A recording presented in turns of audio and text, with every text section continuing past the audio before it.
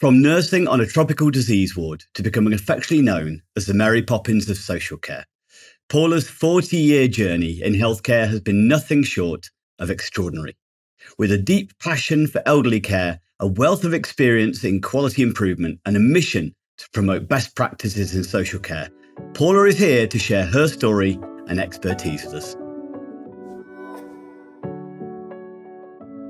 If you are caring for someone else, whether paid or unpaid, and no matter how many hours you do it, did you realise that you may be missing out on thousands of pounds of discounts for things that you may use every day?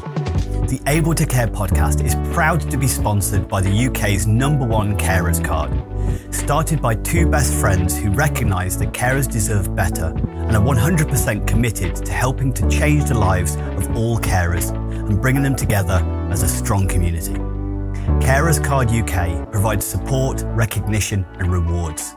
It offers reassurance by providing an ID card that helps access emergency information when needed, while also unlocking discounts, a wellbeing hub, a carers circle tool and a community through their app. All of this for less than the price of a box of chocolates a year. There are discounts on gym membership, days out, electrical goods, clothing and even glasses. Let others know you care while taking a little care of yourself with an ID card you can be proud of. Visit carerscarduk.co.uk/promo code/able to care today to order yours.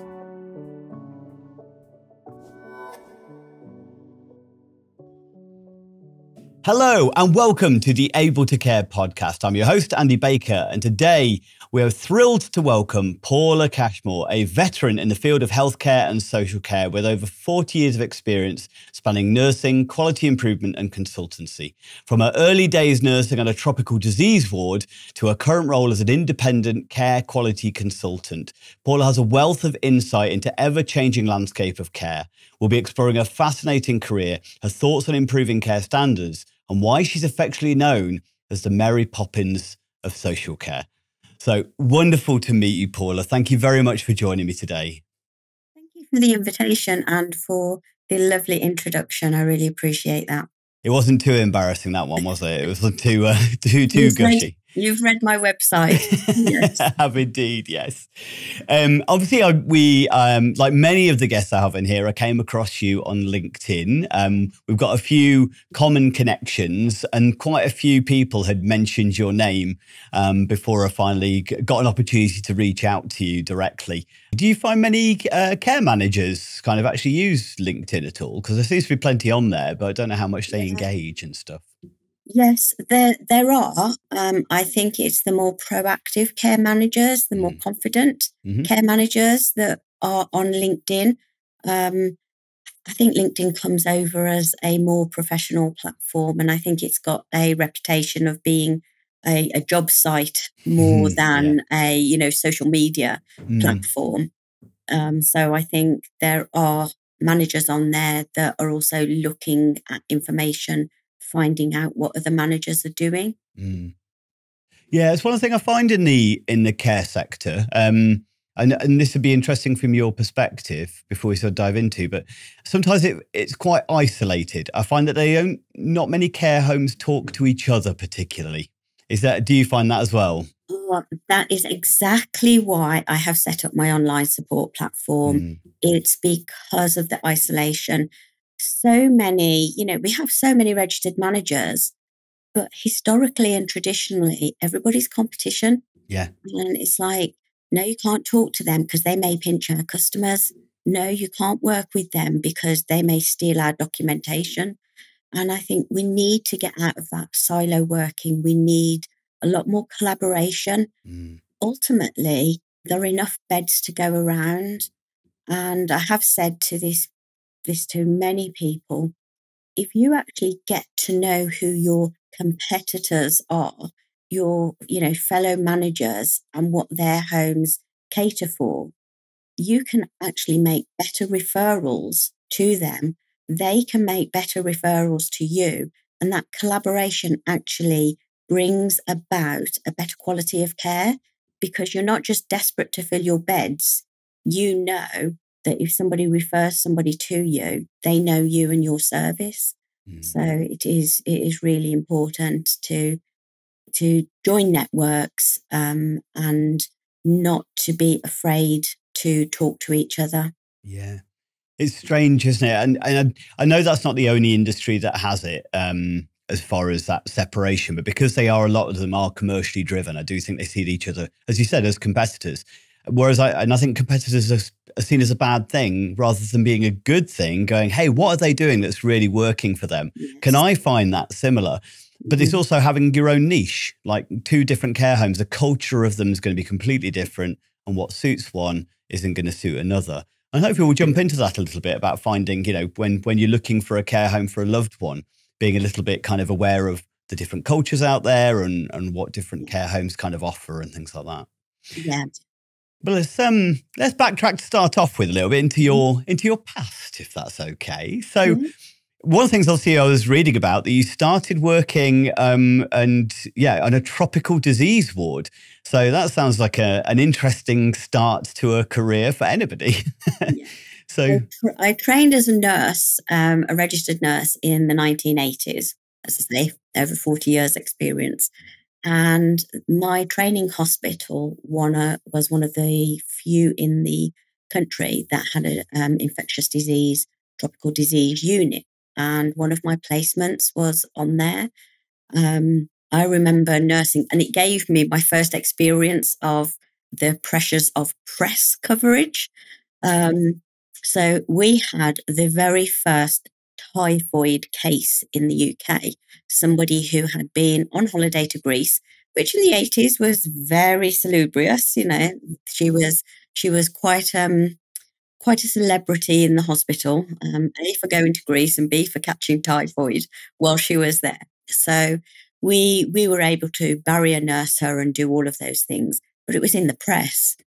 So we were all told not to give out any information to anybody. And I took a call from Uncle Bill, I think it was. It was definitely an uncle.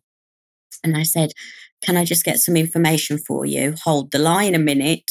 I went to the lady and I said, Uncle Bill's on the phone, wants to talk to you.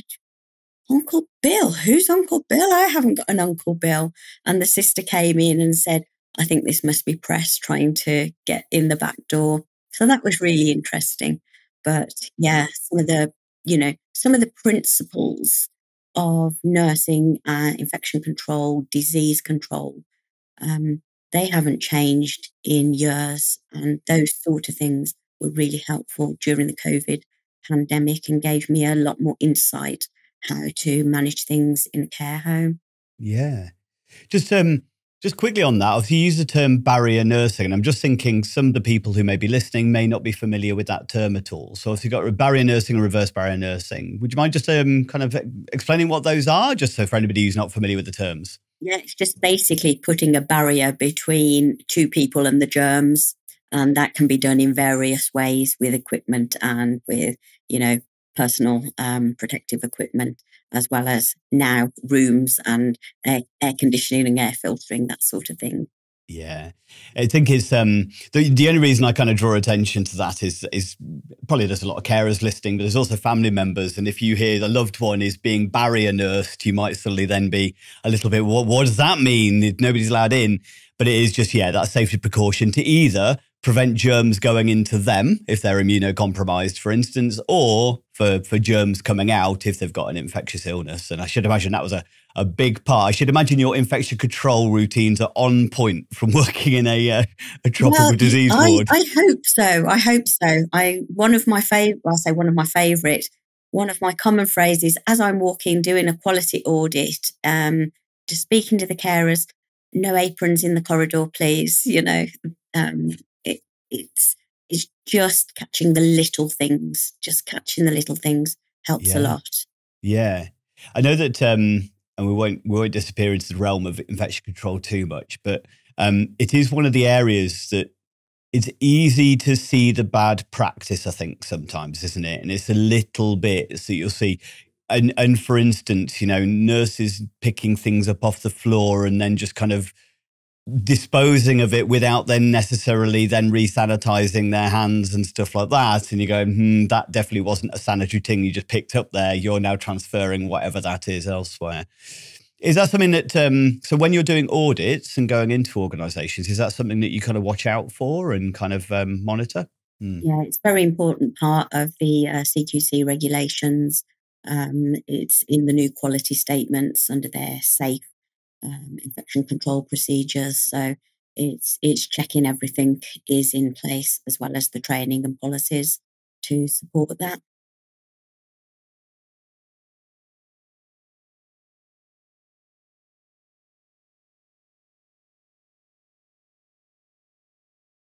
Yes. I mean, depending on what's wrong is how you address the problem. One of the things that I always say to managers when I'm giving them the report, look, I'm the fresh pair of eyes. I'm showing you the cracks and the gaps. Now, every place will have cracks. No place is perfect. And I explained to them, this crack is either so big you will fall through it, you really need to plug this urgently, or you need to look at this minor thing, because if you don't deal with it now, it will become a bigger problem and cause you issues. So let's work together. And these are my suggestions. Cracks and gaps. I'm making a note of that. The gaps soon become cracks if we're not careful. Is that the right way around? Yeah, or vice versa. Yeah, and, yeah. you know, from me, I always say one of my strap lines is non-judgmental support. Yeah. You know, I've been there. I've dropped the ball. I know when things haven't been done. I've actually worked with providers. It was the worst job I ever had. So much just brushed under the carpet. I reported them to CQC while I was working there. Yeah. You know, I think you really have to have a level of integrity when you see poor practice. So, and I will say, no judgment. Let's see how we can work together to improve this quality, get you up to standard, especially giving safe care, things like that.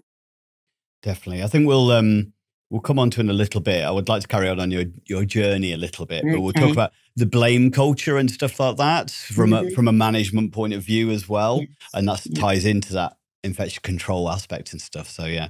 Okay. So obviously you followed your nursing career. So what's brought you to do what you do now, and how did you get the name of the Mary Poppins of Social Care? Which it feels like it fits you from everything I've seen as far as your tone and your nature on LinkedIn and stuff like that. I get it, but maybe where did that name come from? Okay, so my journey has and the name has partly come from my journey because I've had a varied experience with what I have done. It's all been nursing and nursing of the vulnerable. I loved my geriatric placement before care was privatised in the 80s. Then when it was privatised, I still worked in elderly care, good, bad, the ugly. And it has been my career path. Now, part of that career path in elderly care and CQC registered services has been both nurse, unit lead. I've been a registered manager. I've been a regional manager. And I've also been in the NHS in quality inspection from across 44 nursing homes in Birmingham. Now, there was a time in my career where I had to give up my registration because I couldn't do the prep hours. And I became a carer.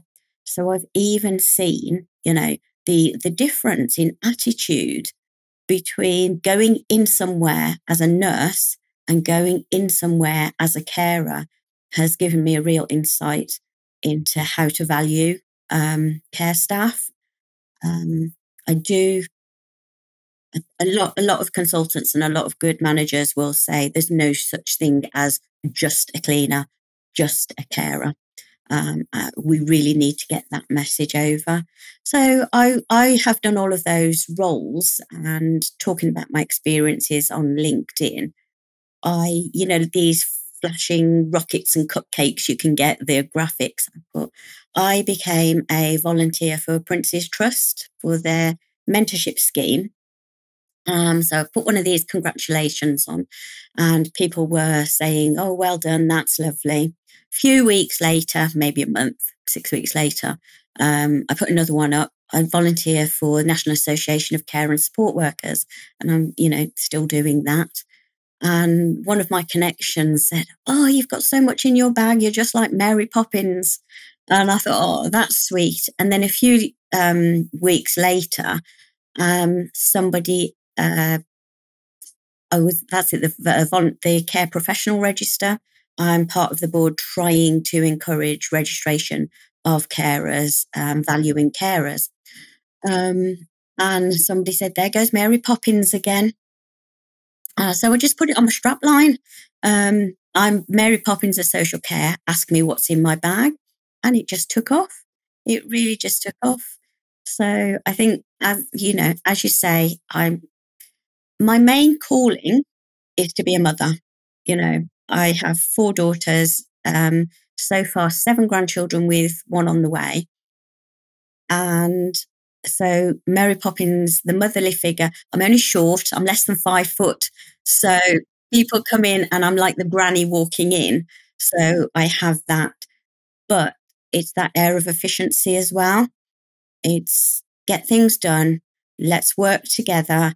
There's joy in doing things well. So let's bring the team together, just like Mary Poppins brought the family together. Let's bring the team together and let's clear this mess up. And, I'll fly off to the next place. And I think that's why it suits. Yeah, I think it really does. I think it kind of works with your whole brand, but it also works very much with the job role as far as, going in, finding it, from the story, it's no judgment, no criticism. It was a case of, come on, let's get this sorted. And then off I go when you don't need me anymore, which is the ultimate goal, isn't it? Exactly. And I do love to keep in touch with providers that I've worked with. And I think there's an element that, especially for the first few months, that keeping in touch, one of the offers of my package is I don't just leave you an action plan. I will give you suggestions. And for sort of 6-12 weeks afterwards, I'm always available by email if you want to check in on anything.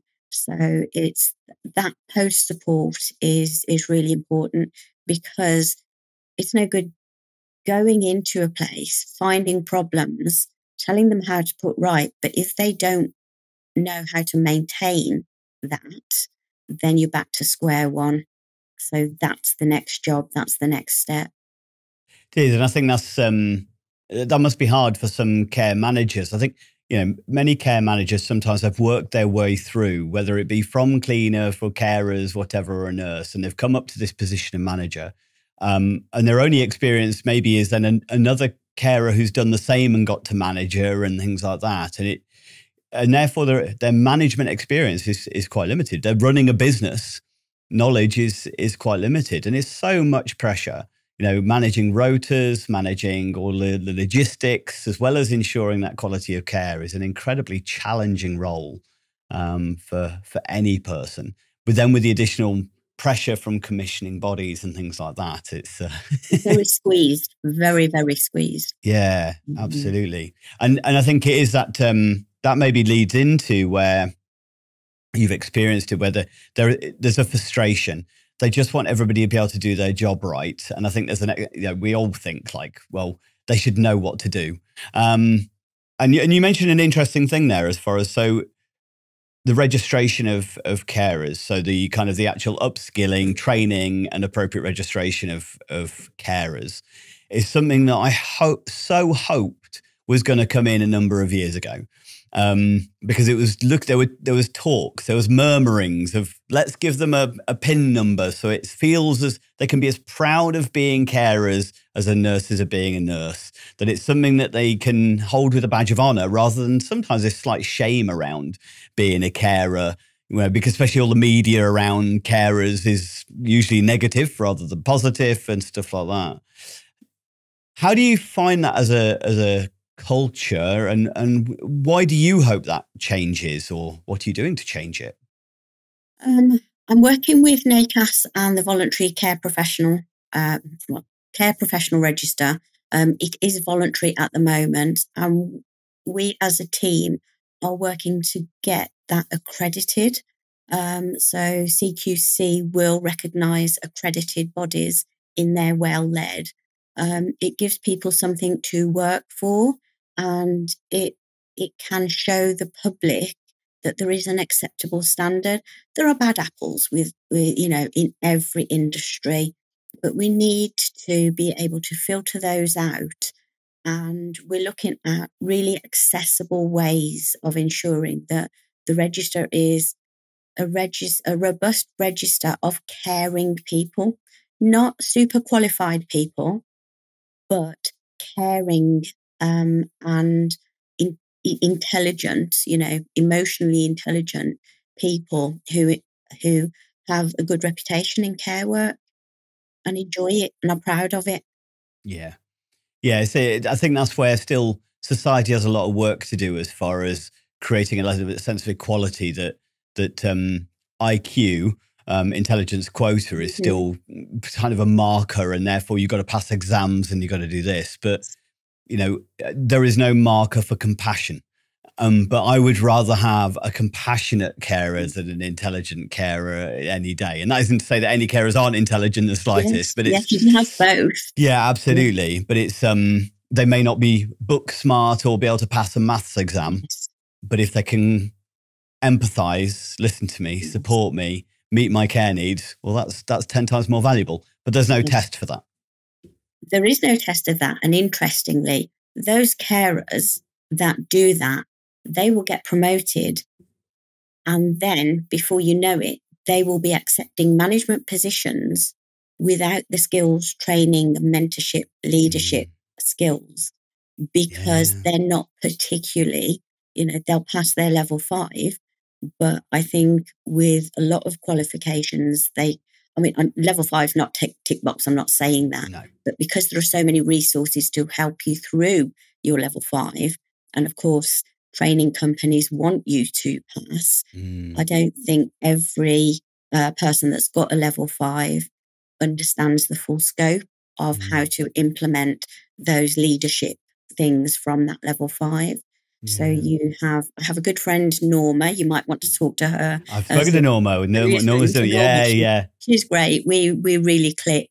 yeah. But she has this great term, accidental manager. Hmm. You know, if I'm not an accidental manager, I enjoyed my nursing. I enjoyed changing things in my care units. So I wanted to be a manager to have more influence over quality. Hmm. But as Norma says, some people are promoted up through care because they're good carers and they Mm, get things done. But all of a sudden, as you said earlier, this really overwhelming job and the expectations from it, accidental managers suddenly burn out because mm. they're not taught or supported in how to manage both their service and their own well-being. Yeah.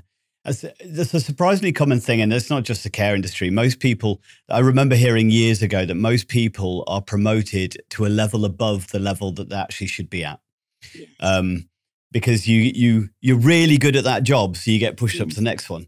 But you're really good at that job, and yes, it may or may not be right for you to kind of move up. yeah, But it's it comes with more money as much as 10 times more stress and stuff like that. So it's hard to yes, turn down. Nobody's going to kind of go, yeah, I'm not, exactly. I'm not management material. But I know I'm sure many do actually, but yeah, it's not. It may be perceived as something strange to turn down, so they're going to take the promotion. Yes, But yeah, then, as you say, this very, very difficult situation and pressure put on them that there isn't the kind of the prep for. So obviously that's something you do, working with and helping people kind of overcome that hurdle. So let's say that I'm running a care home. We're having some challenges and difficulties, and I gave you a call and said, "Can you come in and help us?" What's the kind of thing that you start off with when you're working with an organisation? Obviously, it depends on what sort of thing that they want. Some people will just come and say, "Can you do a mock inspection?" Mm. And I have a chat with them as to when they've been registered, how many clients they've got, when their last CQC inspection was, whether they've got any particular problems that they're concerned about. Um, because very often they actually may not need a mock inspection. They just want to sort of get a baseline of where they're at. And sometimes I can tell that just from popping into an office, having, a morning, afternoon visit, or even having a chat. And I can give them an idea of what things they need to either improve or change before they go ahead and have a full, what's colloquially known as a mock inspection. So there's that issue. And then other people contact me, providers. I've just put a manager in place. They're not very experienced. Can you come alongside them and just check that they're doing everything? And I can do that remotely. I've got customers whereby we have once a month catch up Teams meeting, and we'll go through different things that they've been struggling with or want advice on. And I've got people that I go to once a month, face-to-face visit. So it really, really depends what people want as to what I offer. Yeah, it sounds like there's quite a different set of roles that you're going, well, it's Mary Poppins, isn't it? So your bag is your bag is full of lots of different tricks. Yeah. What would you say are then for any care environment, whether it be managers or the carers, what would you say on a day-to-day basis do you find are the biggest challenges that people are experiencing within care? I think for managers, very often it's delegation. It's delegation of tasks. They are so concerned about their own legal responsibilities that they're unsure of giving those tasks to other people to do. They want to make sure it's done perfectly so that they don't get in trouble. And, of course, we need to be sure that we are doing the right thing. But by suitably training, suitably upskilling your staff, you can ensure that those things are delegated and you only have to check that that quality is being upheld. I say to people, the ultimate goal for a manager is to be the oil in the machine. They shouldn't be a big cog in the machine. Now, if we've got a car, it will keep going while we put oil in it. And you can actually run an engine without oil for quite a few hundred miles. All of a sudden, it will seize up. So from a management point of view, they need to be the oil that makes the machine regularly work. If they go on holiday for 2 weeks, or they have to have surgery and they're off for 6 weeks, yes, do your notification, but your machine should still keep running. So let the manager be the oil in the machine, not a big cog. If you're a big cog in the machine and anything happens to you, and this goes, for providers to be aware of as well. If you're putting so much on the manager, expecting them to do so much, as soon as they leave, you're in big trouble. So enable and empower your manager to be the oil in the machine, not a big cog in the machine. Yeah, I like that analogy. That's really nice. I like that. I suppose it's similar to kind of it's working on rather than in the business. The same kind of premise, isn't it? That but I think that's a really hard thing, especially if you've come from care where you're so used to doing the care and you were good at care. There's that pull sometimes, I should imagine, for many managers to kind of go, well, I'll just show them how it's done, which means I'm pulling every shift. And if anybody that's watching is in the Facebook groups, it's like the amount of managers, I miss my residents. I haven't got time to sit down and have a cup of tea. And I sympathise with that. And they should have time to sit down and have a cup of tea. If they're managing, really well, they've got a good team about them, there should be time to spend with the residents. But ultimately, that's not their job anymore. they are managing the people, managing the business, and you're in the wrong job if you want to care for residents in a direct way and you're a manager. Yeah. I suppose, as you said, when you get to that point of being able to step away and go, the machine is now running, as you say, I can do without the oil for an hour. I'm just going to go and sit and have a cup of tea. I'm generally just going to spend some time with the residents, but not doing the care, just doing the connection. Then that kind of is okay. But not dipping onto shift every 5 minutes. I think one of the things that I enjoy telling managers and reminding them is it's just as rewarding caring from a management point of view, ensuring that your residents are safe, ensuring that they've got everything they need to have quality of life in your home or in your service. So you're not any less caring by being a manager in the office. It's a case of you have progressed to caring for staff as well as caring for residents. Yeah. And that's it. There's a shift in psychology there, isn't there? From I'm one step away. I suppose it's like being a grandmother to a mother, isn't it? A little bit. Yes. It's spoke about your family earlier. Have you ever encountered an adult or child's behaviour that has felt difficult, overwhelming, or challenging? Have you sometimes felt at a loss of what to do, or know that you didn't handle it quite right? People are complex and unpredictable, and their behaviour can be like the weather.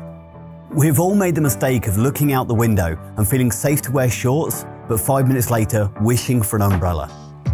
What if, like a weatherman, you understood how humidity, temperature and pressure all come together to cause the weather, allowing you to better prepare, predict and respond, and prevent ever having a picnic ruined by a thunderstorm ever again?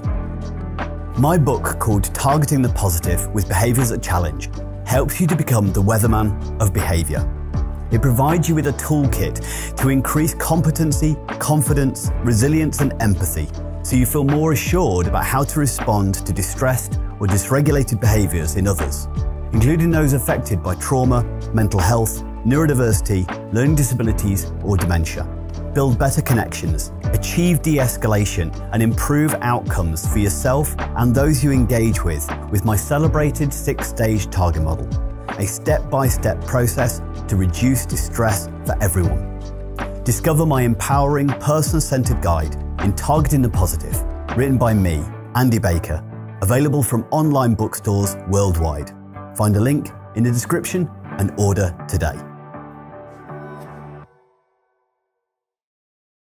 So what about for carers? What in your experience do you think carers find the most challenging aspect of their job role under current climate as well? Because I think it has changed over the years.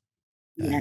I think probably it's that recruitment issue. If they're working with agency or working with new staff, high turnover, that's often a challenge for good carers who know the residents and want to do a good job, and they just don't have the time. Those sort of things. I don't think, from a management point of view, I don't think we invest enough in good quality training. And we don't support carers in upskilling them and giving them the responsibility. As a nurse, I knew if one of my carers said to me, Ethel doesn't seem right today, I would go and see and keep an eye on Ethel because the carers know, and it's being able to trust them and give them that responsibility and help them to know that they are valuable. Yeah. I think that's a really important message what you just mentioned there, that the carers are fantastic sometimes at picking up on those little changes in the individuals, the residents, whatever the setting is. And I think sometimes there's two people who take that for granted. One is the kind of senior management team, but there's also the families as well. Sometimes they're kind of like, well, I know my mum. You did know your mum, but you don't know your mum here now in this moment in the same way that, Cheryl has, who's been looking after her and probably working in a closer way with your mum than you ever have with your mum, because most daughters haven't necessarily bathed and dressed their mother, so they don't know what their mum likes on that side of things and stuff like that. So yeah, do you find that sometimes a frustration for caregivers as well? They sometimes feel kind of underappreciated, under-recognized, or yeah. I think so. There are some companies that do it very well and understand, and others that just take for granted because carers can enter the care sector without any, as we said, exams and qualifications. They're looked down on as to a penny, get rid of you, I can, get somebody else in. And that's so not the right attitude. You suffer for that attitude. And that's what you said about the training and things like that. I think sometimes training is just looked at is a cost that we just have to do. And obviously I'm going to say this is, running a training company for however many years. I'm a little bit biased in that front, but I do it because I genuinely believe in what I do. And I think really good quality training, because I know there's places who do the e-learning side of things, and we offer that and stuff, but I don't think it's always just about the information. It's sometimes about the value you're showing to your staff. That we've got this company in to do this training because we value you and we want to make sure you're as upskilled as we can make you. One of the rules I have within my organization, and I say to my staff when they first start, I will train you so well that you could get any jobs that you wanted to get, but I'll treat you so you never want to leave. And I think that's from a Richard Branson kind of mentality. I think I've read that somewhere, but I've kind of tried to live with that. As a training company, I'm like, well, I better train you because otherwise we're not really living by our rules. And that's why it's strange, isn't it? A care company, they're not caring for its staff. It's very odd. Yeah. Yes, I know training. And again, one of the things that I try to do in my support of managers, if we're coming across training issues, it's like, do you know what? CQC do not have any legislation on what training. Skills for Care have got a recommended, but you can do it in a different way. You don't have to have a 45-minute e-lesson tick box multiple choice certificate at the end to say that you have learned moving and handling or, safeguarding, something like that. Why don't you have a quiz? Why don't you have, a staff meal and have a quiz for an hour on safeguarding and see who gets the highest score? And then as long as everybody gets a good score at the end, they've passed their training. It can be done so different. We just need to think outside the box and you're getting a lot of things done all in one. Yeah, 100%. And I'd agree with that. I think it's, although this is kind of potentially putting me out of work in some ways, the CQC has recommendations as far as, but I think sometimes that word recommendation people mistake as being, well, that's mandatory then. It's not, it's a recommendation, it's a guidance. And therefore, if you can justify, well, this is why I'm not following the guidance because I do this instead. So like the recommended annual refresher in your moving and handling, well, it's a recommended refresher because it's a high risk activity, but you can, as you say, there is other ways that you can assess, analyze, upskill. It doesn't have to be, as you say, a sit down class or it definitely doesn't have to be e-learning. I have a bit of a bugbear with certain care homes I've been in, and the staff are actually on shift with an iPad in their hand doing the training at the same time that they're meant to be caring. And for me, that is, you're not doing either properly. So therefore, you've just negated the point in both. Yes, yeah. And it proves then it's tick box, isn't it? And so we do need to have a look at the whole, the whole system. It's not just one thing. And e-learning can be a good way of ticking the boxes. If you're overwhelmed with everything else, I might recommend e-learning, just 10 courses of e-learning to get you compliant with the tick boxes. Then we can work on improving your quality and getting real training in place. Yeah. What's your feelings around one of the areas we're very, very passionate about is obviously dementia, and we've got very close associations with a couple of major dementia charities as far as my organisation is concerned. And obviously there was the Oliver McGowan initiative that came out, ensuring it mandatory that anybody working with or potentially working with somebody with learning disabilities or autism should have training in it. But obviously that hasn't quite followed suit, or still isn't there as far as the dementia realm's concerned. What's your thoughts on that and feelings, and what do you think should be done about it? Well, I'd sort of go back to the Oliver McGowan. Oliver McGowan is an NHS-based program.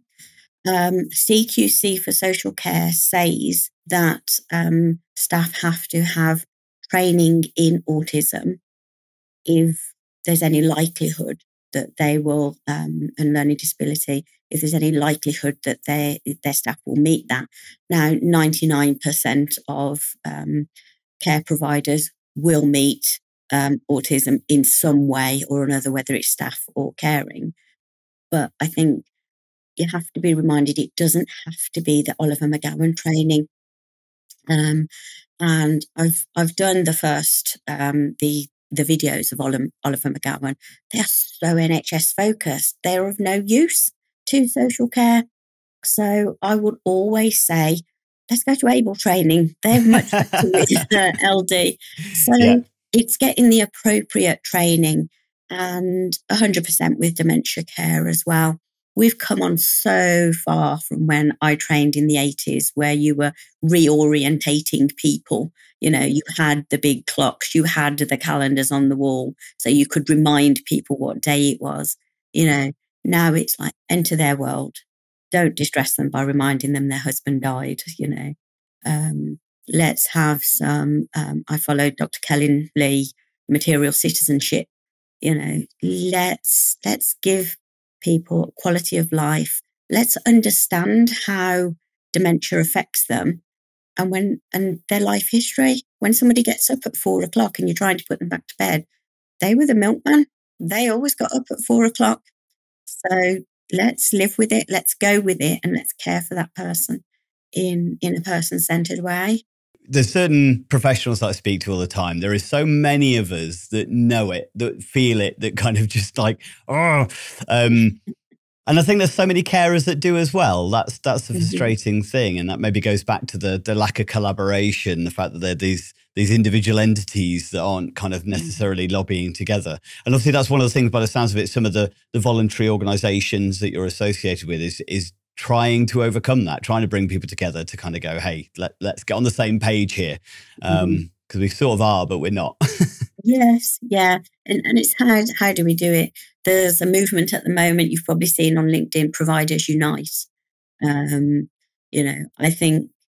I think maybe, at risk of being political, the government have forced providers now together, and that may not be a bad thing. So let's watch this space and see where it ends up. It doesn't have to be doom and gloom. It really doesn't. And there are so many facilities now that providers can use. Let's break out of this concrete shell that we've built for ourselves, of this box of regulatory compliance, that it has to look like this. Let's think what we can do to be compliant with regulations that, like you say, only have guidance. How can we implement that in a more cost-effective, efficient way in our service? The amount of times that I see managers, they have got 24 audits to do each month. You're copying the same information month on month, and the audits are not getting effective. Let's just do 24 a year. It's your service is personal. Don't just buy a bog standard system and say we will do those audits.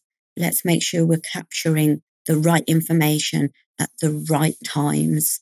And that's the sort of experience that independent consultants can give and input into services. And again, it's more the smaller sort of bespoke 1 or 2 care homes, 5 care homes. Consultants aren't going to break into the big 5.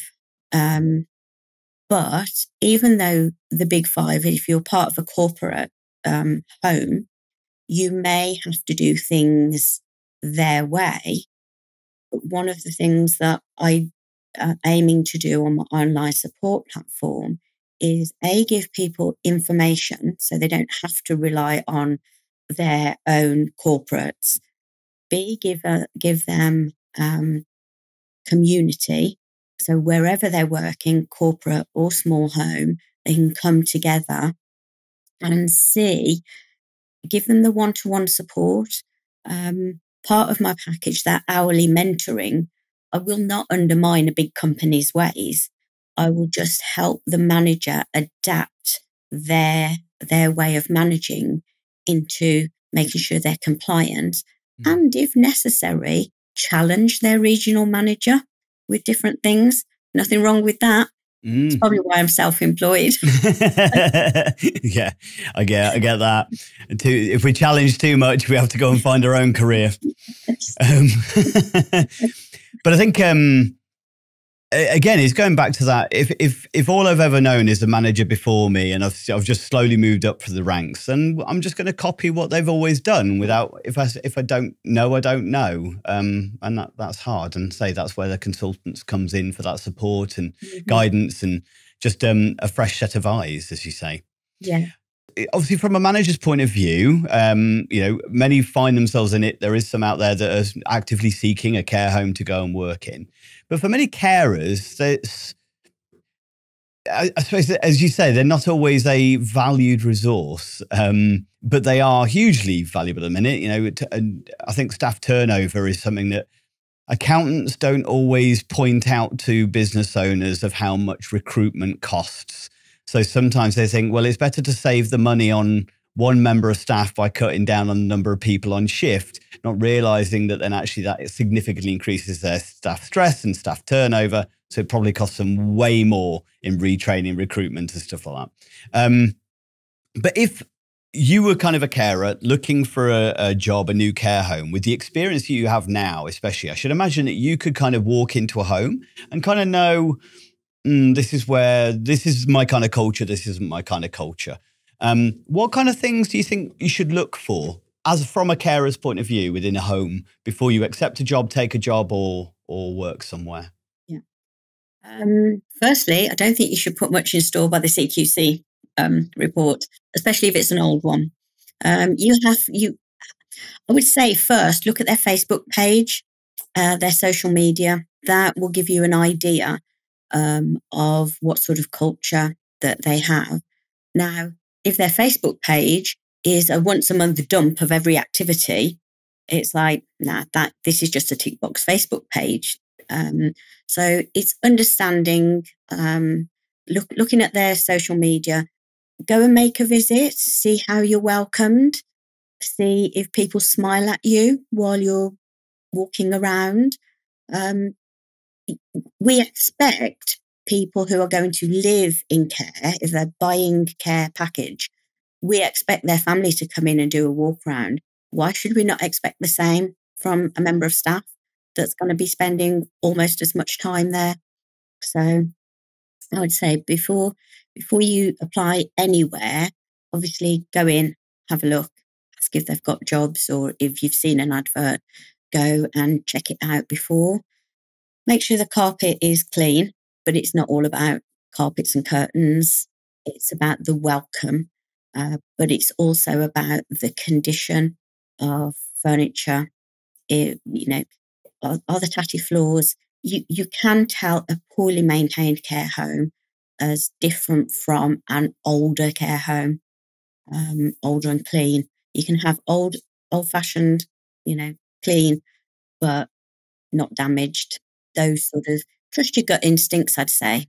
I don't know about it for yourself, but when you arrive at certain environments, sometimes that first impression still matters massively. And obviously it's going to make a difference to that first member of staff, if they're having a bad day or anything like that. But when I go and deliver training, If they're welcoming, they're warm, they kind of invite me in. Would you like a coffee? And stuff like that. They show me to the room and is there anything you need? And I don't think it's the culture that starts from the moment somebody walks through that door that should permeate everything they do. Because I think people go, well, as long as they're doing it with the residents, okay, then it's okay. But no, we need a culture of here we care. Here we look after people. Here we are warm and encouraging and stuff like that. And that needs to permeate, doesn't it? You're responsive. You don't have 4 members of staff walk past the front door, look at you and just totally ignore you. Actually either let you in or just signal to you that they're going to get somebody to let you in. But the amount of times that I go up to the front door and people just look, oh, you, nobody for me, and off they go and I'm still standing there 3 or 4 minutes later. Do you think there's similar things that families should be looking for as well? Is that almost a kind of the similar tick box for them to kind of go and, yeah. Yes, yeah. And then also try and speak to some of the residents. Now, obviously, if some people don't have capacity, they may not be able to speak to you. But, ask if you can come at coffee time and sit and have a cup of tea to see how the residents are treated. Because a lot of places, they're great at the marketing. We've got somebody coming in, they're doing a walk around. So for these 10 minutes, we're all on our best behaviour. It's hard for people to be on their best behaviour for longer than that. Mm-hmm. And just watch how they treat people. So you could always ask to sit in for a period of time, couldn't you? Would you mind if I just spent some time? I'd like to see what the dining service is like. I'd like to see what the entertainment, what entertainment have you got on today, or activities and stuff like that. And just actually sit and watch for a little bit. Yeah, definitely. That's good advice. I mean, if you're shopping for furniture, you walk around, you look, you examine. And I think because as a society, we don't realise when we will need care. People are so unprepared, and it's a rush decision. It's an emotional decision. And like you say, a lot of care, families are not educated as to what they need to look for. They don't even know what they want when they're looking around a lot of the time. Yeah, no. They just, they desperately just want somewhere okay, or that mum or dad will be willing to go into, and that's probably about as far as it goes. Or they can afford as well. Is obviously another challenge. Yeah, and that's it. I think it is important to go and visit and go and check out. So obviously, then reversing that back, then if these are the things that a member of staff should be looking for and a family member should be looking for, as far as that culture, as soon as we walk in, it's like we're clean. Even if we're worn, we're clean, we're tidy, we're cared for. The staff are caring and engaged. But how can a manager, or what can a manager do to help promote that positive culture across their organisation? What would you say? A lot of it is lead by example. It's being empathetic to your staff. Again, one of my phrases is carrot and stick. I know some people don't like that. But it gives that people understand that the incentive to do good has got to be better than the punishment for doing bad. I always say carrot and stick, you need a big carrot, but don't be afraid to use the stick. It should be, it should be a positive developmental environment for the staff. Any mistakes, like we were saying, the blame culture, any mistakes, you should be able to discuss why they happened. Was it just a slip? Was it a bad day? Do they not understand what they're supposed to be doing? Have they got things going on at home? I always promote what I call file notes. Just if you see either a good example, going beyond, above and beyond, write it in a file note so that you can put that in the HR file. But if there's a slip in practice, if there's an incident, because what often happens, let's say manual handling, you see somebody lifting underarm. That's probably the most common thing that you might see as you're walking around. So you have a file note. Look, I'm telling you, don't lift underarm. This is why. Did you do the training? Whatever. That's in the file. Now, as a manager, you can walk around, you'll see that carer doing that again, and you will think, I only told her about that last week. If you go to the file note, you think, oh, actually, that was 4 months ago. So she isn't as bad as I think she is. She slipped up twice in 4 months. But then also, if every shift leader is responsible and effective at doing file notes, if the manager goes, sees a slip, has a file note, and you think, oh, that nurse gave her a file note. This, senior carer gave her a file note. This person actually is not practicing well because multiple people have observed bad practice. So file notes are I think, a very robust way of monitoring poor performance. And that's if you let the little things slip, people just get into bad habits. Yeah. I think that's important, isn't it? It's not because anybody's necessarily bad. It's often just habitual. And it is that, it's like with the best intentions in the world, bad habits slip in. So you will have to constantly re-educate. But if it's consistent and if it's dangerous, then obviously that's where as you say, the stick may have to come into play to motivate somebody to some degree and stuff. But yeah, okay. So role modeling, by the sounds of it, is one of the key bits. But also, is that and that's where the manager needs the time to go out on monitoring on the floor, being and checking what everybody's doing. Whereas sometimes I think they end up being locked in their office and they don't see much of what the day to day is as far as the activity is concerned. Yeah. Okay. It's a very, very good, very fine balancing act, because you can't, as we said earlier, you can't spend too much time out there. You're not a carer. You have office work to do. But also close your office door occasionally.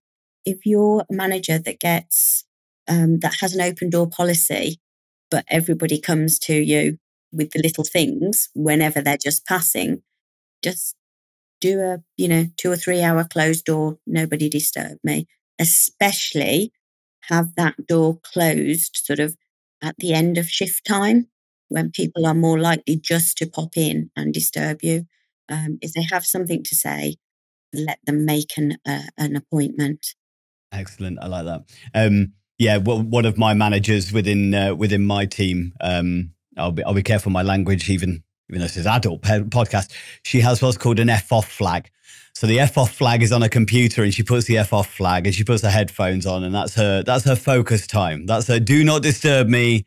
I'm in focus time. She has about an hour of doing that, and then she'll pop the flag back down and now re-engage. I'm here for you. And anything in that time, it's a case of send it over in an email. If I'm working through anything else, I'll see it and I can prioritize, rather than taking headphones off, answering the question, back to it again, because it was just, where's this that could have waited till tomorrow and stuff. And again, that's basic time management, isn't it? Which a lot of managers aren't taught. Yeah, absolutely. So do you do, as part of what you do, I take it you train in things like time management? Is that what you do in some of your mentoring groups as well that you do? Yeah, I'm going to say as a mentor, I will come alongside. I've never been a trainer. I've got my AET, good old Marianne. I did AET with her. I found her really easy to get on with and discussing that. But apart from my 1980s sort of nursing leadership, it's something that comes natural to me. So I needed something to prove that I could train. I'm also going through the Institute of Health and Social Care Management, their CPD coaching course. I think very often you've either got it or you haven't. And I don't mind.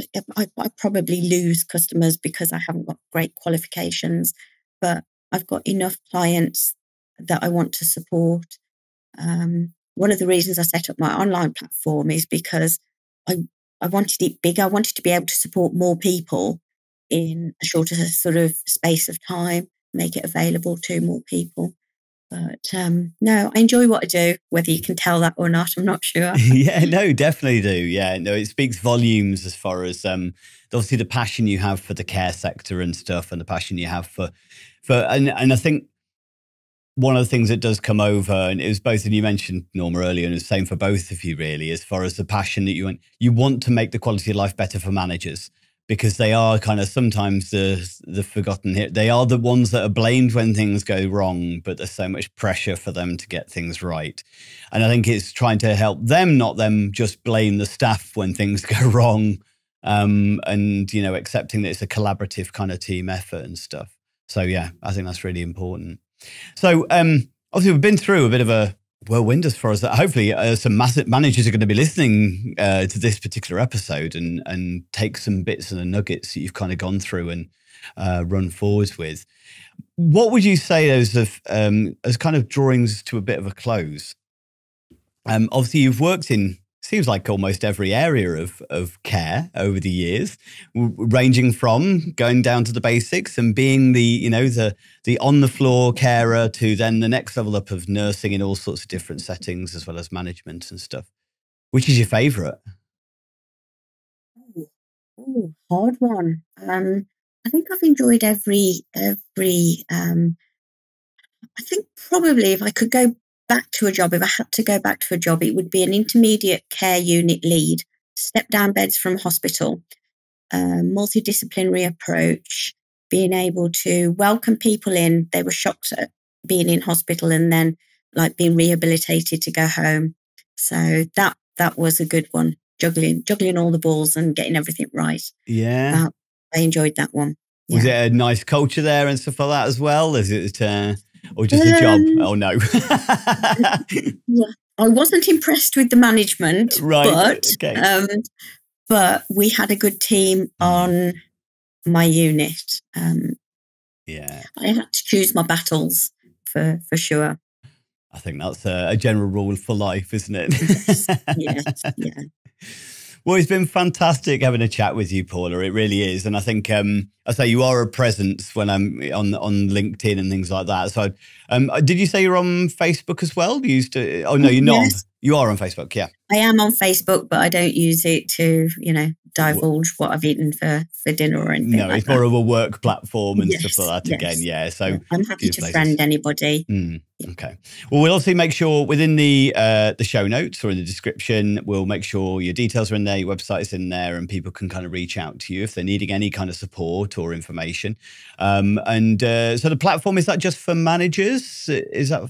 No, it's for managers, deputies, and aspiring leaders. Okay. So, just have a look around. There's a free portion of the membership where I've got different podcasts that I've been on, so people can see that I talk sense, hopefully, and just get to know me a little bit more. And then there's sort of the paid different tiers of memberships as well, depending on what sort of support that they want, what information they want.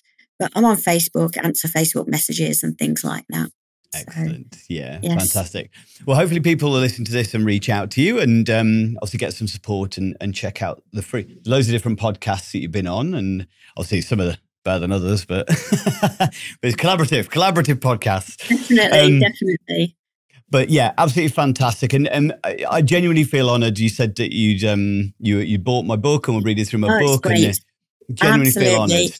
I was just going to say at the end there is to say, thank you for that book. It's just cram-packed full of sense. I'm only a quarter of the way through it, but it's so nice to know, and it's easily readable.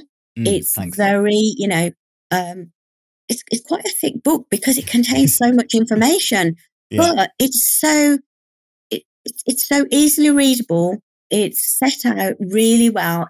It's easy to understand. I'd recommend it, and you haven't paid me to say no, I haven't. No, I feel a little touched, Paula. Generally, that's so sweet of you. It really is, and I feel humbled by that to have somebody of your esteem and the shoulders that you're rubbing with as well. I know obviously you're doing amazing work as far as the voluntary work and stuff like that you're doing. So yeah, it's really nice to have somebody on my side that, or a few of us on the same side to kind of go, yes, we get this. Yes. So, right. Well, thank you very much for your time today. It's been a pleasure. And for any of you out there that have listened to this, found it interesting, please like, comment and share, and do check out notes and connect with Paula on one of the different platforms. And I'm sure any question you had, she'd be willing to answer or direct you where it can get answered. But it's been an absolute pleasure speaking to the Mary Poppins of social care. Maybe we'll have a Mary Poppins 2. I think they made a film of it, but I'm not sure. But yeah, I think it's a wonderful name, and I hope that brand continues to grow for you, because I think it's perfect. So thank you very much.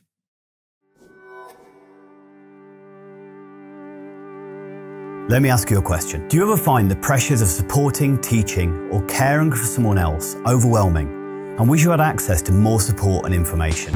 The Able to Care podcast, in connection with Able Training, has created the ablehub.uk, where for less than the price of a coffee a week, you can access exclusive podcast content, resources, events, and over 45 certified online courses, covering topics like self-care, understanding dementia, neurodiversity, first aid, conflict management, financial advice, and so much more, with new content and courses being added each month.